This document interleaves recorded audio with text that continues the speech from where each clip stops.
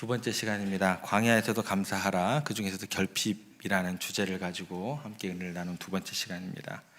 두 번째 주제는 뭐냐면, 광야에서 우리가 감사할 수 있는 이유가 뭐냐면 마침내 변화시켜주는 복이 있기 때문이다 라는 내용으로 우리가 함께 생각해 보고자 합니다. 한번 따라해 보겠습니다. 마침내 변화시키는 복.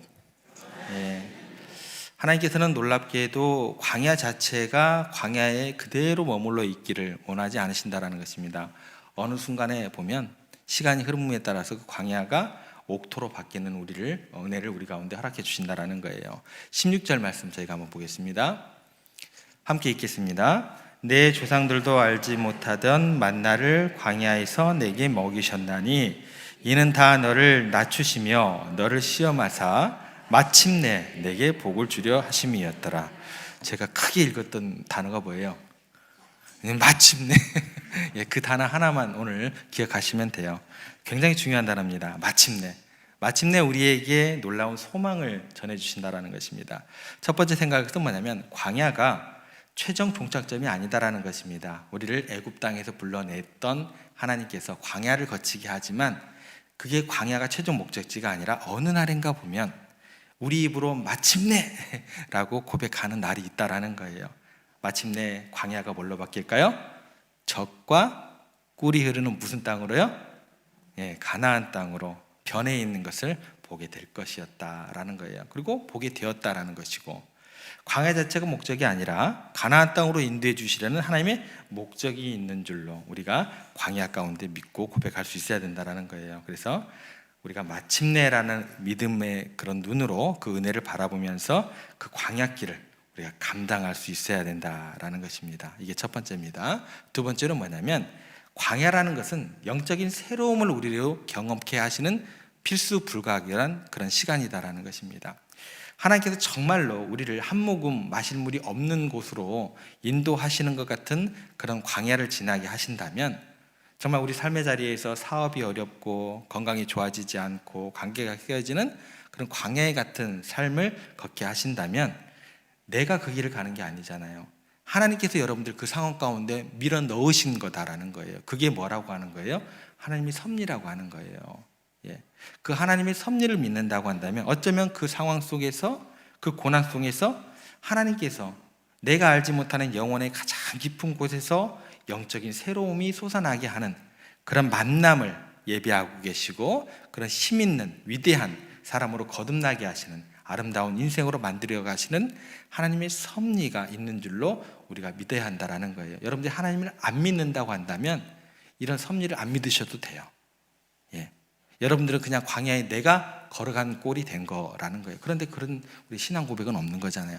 하나님께서 여러분들을 광야로 몰아가셨다고 한다면 거기에 속여 내가 지금 이 순간 물 한 모금 먹을 수 없는 그런 갈증에 시달리고 있다고 한다면 그곳 가운데 그 시간을 허락하시는 것 자체가 우리에게 어렵고 괴롭지만 그곳 그 시간 가운데 하나님께서 분명히 우리를 통해서 얻고자 하시는 것, 우리가 깨닫고자 하시는 어떤 그런 내용들이 있다라는 것입니다.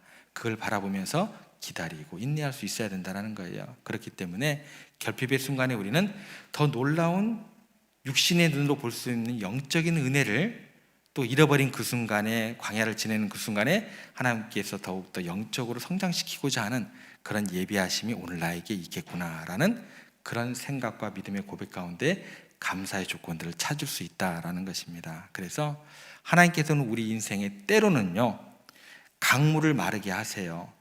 광야로 만들기도 하세요. 샘물이 변해서 사막 같은 곳으로 만들기도 하십니다. 이것도 한 영역이에요. 그렇지만 그것이 목적이 아니고 시편에 있는 말씀으로 그렇게 만들기 시작하지만 다시 그 광야를 변하여 결국 못이 되게 하시고 마른 땅을 변하여 다시 샘물이 되게 하신다라는 거예요. 회복시키신다라는 거예요.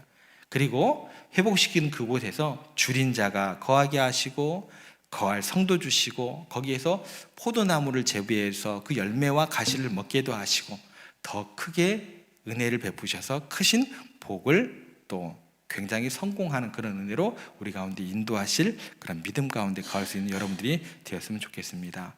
고든 맥도날드라는 분이 이런 말을 했습니다. 십자가의 길에는 실망이나 좌절이 없을 것이라고 속단하지 말라. 여러분들에게 삶의 자리에서는요, 실망, 좌절 무조건 따라옵니다. 속단하지 말라는 거예요. 근데 실망과 좌절은 그것으로 끝나는 것이 아니고 믿는 사람들에게는 우리의 인격을 성숙하게 하고 강하게 만들어주고 하나님을 향한 사랑과 경외심을 길러주는 장소가 될 것이다, 시간이 될 것이다 라고 이야기를 했습니다. 지금 여러분이 경험하고 있는 광야의 결핍도 마찬가지입니다. 하나님께서 여러분들을 깊은 영적인 성숙으로 이끄시는 그런 섭리의 시간으로 받아들이시기 바랍니다. 그리고 그 모든 과정을 통해서 여러분은 더욱더 하나님과 깊은 가운데 거하시면서 하나님의 예수 그리스도의 위대한 제자로 그렇게 빚어나가고 있는 과정으로 해석하시기 바랍니다. 그렇기 때문에 지금 내가 당하고 있는 고난도 무의미한 고난은 없는 거예요. 단지 내가 감당하기 힘든 고난만 있을 뿐입니다. 그렇기 때문에 기도함으로 성령님의 도우심을, 능력을 간구하는 우리가 되어야 할 것입니다. 그리고 난 후에 우리 가운데 어떤 단어가 등장하게 될까요? 마침내. 마침내라는 말씀을 붙잡고 그렇게 광야를 옥토로 바꾸실 또 다른 복이 있는 줄 믿고 묵묵히 그 길을 걸어갈 때 마침내 그 길의 끝에는 우리가 하나님께서 예비하신 그 낙원 복지에 이르게 될 것이고 젖과 흙꿀이 흐르는 그 땅에 이르게 될 것을 믿음으로 고백하시면서 그날을 기다리시고 기도하시고 또 그날을 여러분의 삶의 자리에서 기쁨으로 고백하고 감사하는 그날이 여러분들 가운데 속히 임하게 되기를 주님의 이름으로 축복합니다.